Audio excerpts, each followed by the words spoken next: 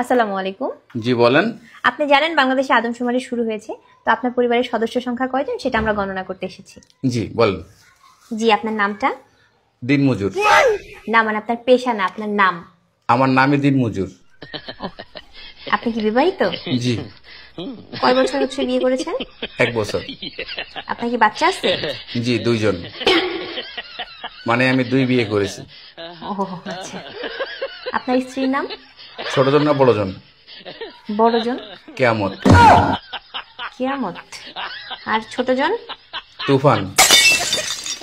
ও তুফান। আপনার সন্তানের নাম? ছোট জনেরটা না বড় জনেরটা? কিয়ামত জনেরটা? ঝড়। ঝড়।